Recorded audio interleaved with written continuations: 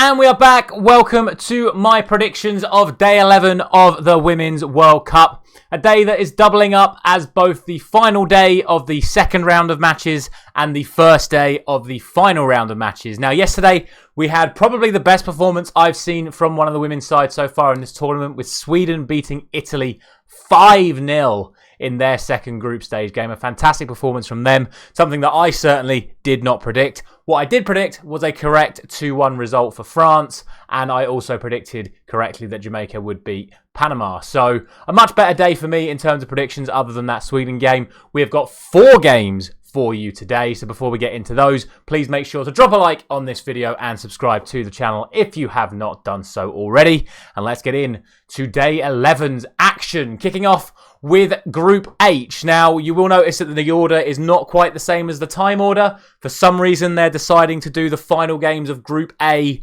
in between the 2 final games of the second round of fixtures in Group H. Don't quite know why, but I'm going to do the 2 Group H fixtures first, and then we'll talk about Group A's final matches. So we'll start with South Korea taking on Morocco, 2 sides that got beaten relatively comfortably in the first set of games, it has to be said. I did think that Korea and Colombia would be a much tighter affair, but Colombia took it 2-0 in the end. Morocco, of course, on the end of that 6-0 hammering from Germany. I don't think the result is going to be as severe, but I do see it being another defeat for Morocco, and it will be 3 points for South Korea, as I do predict them to win this game 2-0. Now we move on to the game that is being played at the end of the day. So after all of the Group A drama has been concluded, Group H will return with Germany taking on Colombia, the 2 winners of their opening fixtures. And I have to say, like I said, it was an emphatic win for Germany against Morocco. And as good as Colombia played against South Korea, Germany are just a whole nother level above. And if they can produce a similar sort of performance again, we could genuinely be looking at the favourites for the tournament in this game.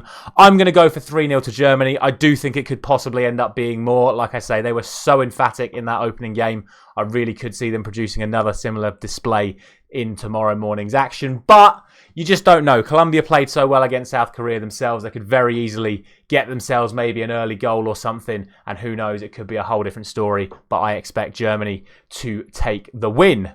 Before the Germany-Colombia game happens, we do, of course, have all the drama that is in Group A, and we're going to discuss both games at the same time. Now, here is the group as it currently stands, with Switzerland sitting on top with 4 points, New Zealand and Philippines both on 3, and the pre-tournament favourite for this group in Norway sitting on 1 point at the bottom of the table. So the way it works in the Women's World Cup is it goes to points, then goal difference, then head-to-head. So not like UEFA tournaments where it goes points, then head-to-head.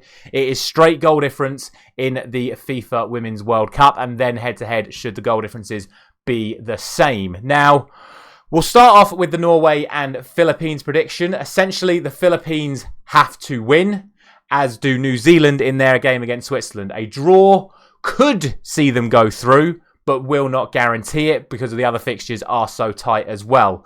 Norway have been absolutely terrible so far in this tournament, but they are coming up against, on paper, the weakest side in the Philippines. However, Philippines beat New Zealand and New Zealand beat Norway. So you just don't really know what's going to happen. You then have to look at Switzerland's side of things and say that all Switzerland have to do is avoid defeat, because if they get onto 5 points, then the worst that can happen to them is that The worst thing that can happen to Switzerland is that the Philippines jump above them by beating Norway, which then means that Philippines will be on 6 and Switzerland would be on 5 if they get the draw. So lots of ramifications to seeing how this will go. The way I see it going is this. Norway simply cannot lose any more ground. I just don't see it happening. Norway are too good a side to blow it in all 3 games. I think they are definitely going to win, and I'm going to go for a 3-1 scoreline. I think Philippines are more than capable of causing yet another shock. I can definitely see them nicking a goal. If it's the first goal of the game, it could make this group very, very interesting, because Norway could end up panicking. New Zealand would then obviously have to beat Switzerland to stop Philippines from going through, depending on goal difference.